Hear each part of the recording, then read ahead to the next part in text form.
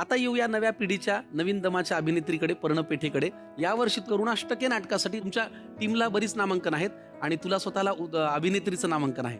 तर काय सांगशील नाट्यगौरव विषयी आणि नाटकाविषयी? मी स्वतः नाटकात काम करीन असं मला कधीही वाटलं नव्हतं, कारण का मी खूप त्या अर्थाने अशी बुजरी मुलगी होते, फार बोलायचं नाही किंवा अभ्यासात माझं मन रमायचं. या कलाक्षेत्रात येईन असं मला अजिबात वाटलं नव्हतं. मी कॉलेजमध्ये गेल्यावर खऱ्या अर्थाने अभिनय करायला लागले.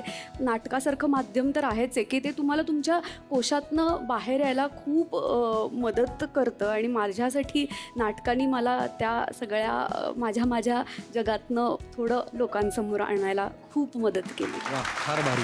मला शेअर करायला आवडेल की माझ्या वडिलांचे जे आजोबा होते, अनंत हरी गद्रे नावाचे, त्यांच्या नावाने गिरगावला रस्तासुद्धा आहे. तुझ्या बाबांचे आजोबा? माझ्या वडिलांचे आजोबा म्हणजे माझे पणजोबा. तर त्यांना नाटकाच्या पब्लिसिटीमध्ये, सिनेमाच्या पब्लिसिटीमध्ये खूप रस होता. म्हणजे सिनेमाची किंवा नाटकाची पब्लिसिटी झाली पाहिजे, मार्केटिंग झालं पाहिजे, ही जी कल्पना आहे ती त्यांनी सुरू केली.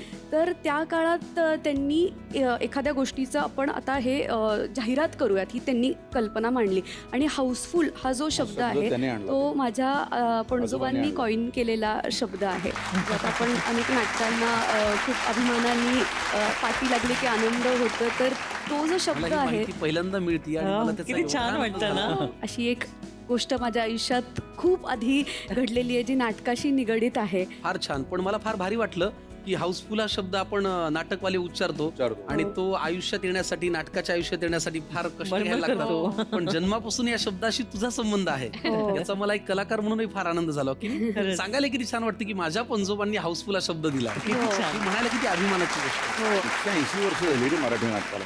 प्रेक्षकांचा इतक्या वर्षांची परंपरा आहे सगळी. प्रेक्षकांमुळे नाटक टिकून आहे. जगामध्ये बाकी कुठलेही क्षेत्र येऊ दे, नाटक काही म्हणणार नाही, कारण नाटक खूप आधीपासून होतच. सिनेमा आला म्हणून नाटक असं वाटलं की बंद पडेल की काय, पण नाटक नाही बंद पडत. मग OTT येऊ दे, मोबाईलमध्ये काय वाटेल ते असू दे, ती एक अशी जागा आहे जिथं माणूस ती कला बघायला जातो, जाणारच. पृथ्वीची उलटापावलं झाली की नाटक ही टिकणारी गोष्ट आहे. अगदी बरोबर. आणि त्याच्यामुळे ते मला एक असं वाटतं की कुठूनही जाऊन आलो तरी नाटक केलं पाहिजे. कमाल. फार भारी आहे. नाटकाशी निगडीत सगळ्यांना गप्पा मारायला आवडतात, पण नाटक म्हणलं की खवईगिरी. पण आपण खाण्याच्या वेळा, खाण्याचे प्रकार, खाण्याच्या पद्धती याच्यावरती काही अंकुशच नसतो. तर नाटकाशी निगडीत तुमच्या काही खवईगिरीच्या आठवणी, प्रसंग, काही किस्से आहेत? तुझी अशी काही आठवण आहे पर्ण? मला पण खूप आवडतं, म्हणजे मी पण फूडी आहे, खायला खूप आवडतं. मला वडापाव प्रचंड आवडतो आणि त्यामुळे विविध ठिकाणचे वडापाव खाणं हा माझा अत्यंत लाडका छंद आहे. म्हणजे कल्याणचा जो खिडकी वडा किंवा बालगंधर्वला गेल्यावर पुण्यात कंपल्सरी तिथला वडापाव खावाच लागतो. आता अमेरिकेत आपण दौरे करतो तर तिथे सुद्धा मला खूप कौतुक वाटत होतं की तिथे सुद्धा सर्व प्रयोगांच्या मध्ये वडापाव होतात. तर